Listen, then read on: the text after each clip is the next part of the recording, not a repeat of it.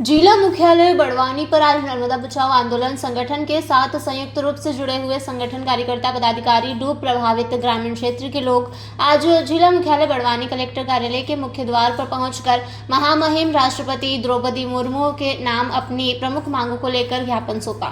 नर्मदा घाटी के 3 राज्यों के हजारों परिवार की तरफ से सामाजिक कार्यकर्ता मेधा पाटकर पर लगाए गए झूठे आरोपों और उन्हें दी गई सजा के विरोध में तथा आपसी हस्तक्षेप के आग्रह हेतु यह पत्र लिखा गया है।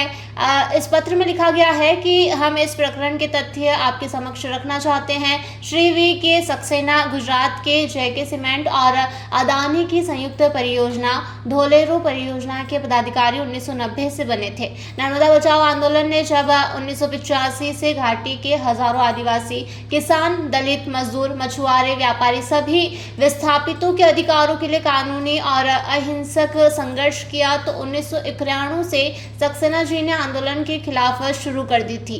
आंदोलन विस्थापितों के संपूर्ण और न्यायपूर्ण पुनर्वास के लिए चला था। हमारा आंदोलन गुजरात की कंपनियों को पानी देने के विरोध में नहीं था, लेकिन हम गुजरात के जरूरतमंद कच्छ सौराष्ट्र को प्रथम पानी देने के पक्ष में रहे। हमने विस्थापितों के संपूर्ण पुनर्वास और उसके बिना किसी का घर खेत डूबने न देने की कानून नीति तथा न्यायिक फैसलों के पालन के पक्ष में 39 सालों से आंदोलन चलाया है, जो 3 राज्यों के 244 गांव और एक नगर के 50,000 से अधिक परिवारों के पुनर्वास के लिए जरूरी था और आज भी जारी है, क्योंकि कुछ हजार विस्थापितों का पुनर्वास बाकी है। यहाँ पर क्षेत्रीय विधायक राजेंद्र मंडलोई भी पहुंचकर डूब प्रभावितों के समर्थन में पक्ष अभी रखा है।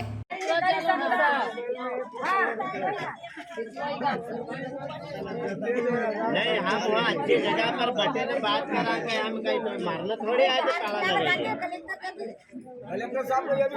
प्रभावित के प्रतिनिधिगण, जैसे कि नर्मदा बचाओ आंदोलन का लंबा संघर्ष रहा है और इस लंबे संघर्ष के बाद जो सरदार सरोवर परियोजना के अंदर प्रभावित हुए हैं उनका विस्थापन हुआ है, लेकिन आज भी कई लोगों का पूरी तरह से पुनर्वास नहीं हुआ है। इस पुनर्वास में सबसे ज्यादा आज जो प्रभावित हैं वे लोग कहीं ना कहीं भूमिहीन कृषि मजदूर थे या मछुआरे थे या जो गरीब लोग हैं। उनको सरकार ने जीरो टॉलरेंस बताकर, जीरो बैलेंस बताकर कहा कि गांव में कोई नहीं है। बाद में सरकार को बदलना पड़ा और सरकार को प्लाट जो पुराने गांव में रह रहे थे उनको प्लाट और 580 का मुआवजा भी देना पड़ा। तो बावजूद भी आज भी कई लोग ऐसे गांव के अंदर, पुराने गांव में आज भी लोग रह रहे हैं और कई लोगों को प्लाट मिला है, कई लोगों को प्लाट भी नहीं मिला और कोई विशेष पैकेज या कोई अनुदान, कोई राशि मिली नहीं है।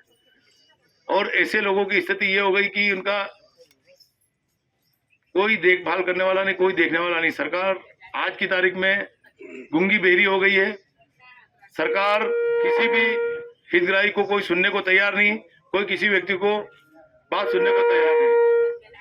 इस बात को लेकर पिछले दिनों मेघा दीदी ने आमरण अनशन चिकलदा में जो प्रारंभ किया था, वहां पर कमिश्नर साहब ने, कलेक्टर ने, एसपी ने और अन्य शासन के प्रतिनिधियों द्वारा उनको आश्वासन दिया था कि जो डूब प्रभावित है इनका फिर से हम सर्वे करा रहे हैं। और सर्वे के नाम पर गांव-गांव में जो मात्र पंचायत स्तर के कर्मचारी है, जो पंचायत सचिव है या छोटे कर्मचारी है, उनको लगा दिया और वे लोग किसी का आवेदन ले रहे हैं, किसी का आवेदन नहीं ले रहे हैं और कोई उसका कोई सिस्टमेटिक कार्यक्रम नहीं रहा जिससे प्रभावित अपनी बात को, अपनी मांग को रख सके।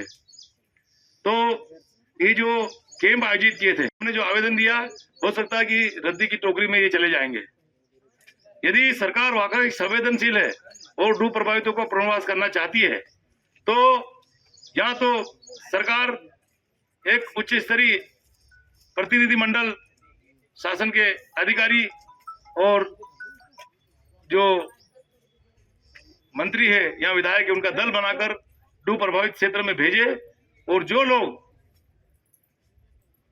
पात्र हितग्राही है, जिनको आज तक प्लाट नहीं मिला, आज तक 580 नहीं मिले, आज तक उनका कोई पुनर्वास नहीं हुआ है, आज तक उनको कोई मुआवजा नहीं मिला है।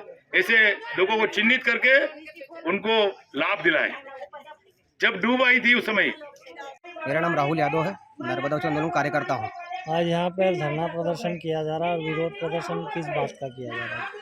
जैसे सामाजिक कार्यकर्ता मेधा पाटकर जो हमारे नेत्री है, उनको सजा जो 1 जुलाई को जो सजा की 5 महीने सजा और 10 लाख का जो जुर्माना किया गया, उसको आज हम राष्ट्रपति के नाम से ज्ञापन कलेक्टर और कमिश्नर के नाम से दे रहे, राष्ट्रपति तक पहुँचे जाने चाहिए। वो जो मेधा पाटकर को जो सजा दी उसको रद्द करना चाहिए और इसको लेकर हम यहाँ पे कलेक्टर कार्यालय में ज्ञापन देने के लिए आए हैं। और इसके अलावा कोई अन्य मांगे हैं आपकी? भाई जैसे जो मेधा पाटकर ने जब अनशन किया था और बाकी आंदोलन के लोगों ने अनशन किया था उस समय चिकलदा खेड़ा में, उसके बाद में कमिश्नर महोदय और कलेक्टर, धार कलेक्टर और बड़वानी कलेक्टर सभी लोगों ने आश्वासन दिया था कि हम पुनर्वास के जो मुद्दे हैं उसको वो करेंगे। तो अनशन खत्म होने के बाद ही जस्ट अनशन समाप्त होने के बाद शिविर लगे अलग अलग जगह, बड़वानी जिले में करीब हर जगह जिले शिविर लगे। उन शिविरों पर हजारों आवेदन आए, तो उस पर क्या कानूनी कार्रवाई की गई, किस प्रकार से कहाँ किया गया, वो आज हम सवाल लेकर कलेक्टर कार्यालय पे आए हैं और उन मुद्दों को लेकर भी हम पहुँचे थे कि भाई आप जो ज्ञापन हजारों लोगों ने आवेदन दिया उस पर क्या कार्रवाई की गई कानूनी तरीके से, किस तरीके से उन पर क्या हुआ है, तो आज तक उन आवेदन पर क्या होगा। अच्छा, बड़वानी कलेक्टर का क्या सहयोग रहा आपके साथ में? रुक रहा है कहीं? बड़वानी कलेक्टर का कोई सहयोग नहीं है भैया। जैसे निसरपुर में जब कमिश्नर आए थे निसरपुर में, उसमें बड़वानी कलेक्टर, खरगोन कलेक्टर, धार कलेक्टर, वालीचूर कलेक्टर आए थे। उसमें बड़वानी कलेक्टर ने स्पेशल कहा था कि हम प्रतिनिधि के रूप में, आंदोलन प्रतिनिधि के रूप में चर्चा करेंगे और इस पर चर्चा करेंगे, पर अभी तक ऐसा उनकी तरफ से कोई पहल नहीं आया है। आगे रणनीति क्या रहेगी आपकी? और संघर्ष करेंगे, अलग तरीके से संघर्ष प्रक्रिया करेंगे, आंदोलन तेज करेंगे। बड़वानी से जयप्रकाश सोलंकी की रिपोर्ट।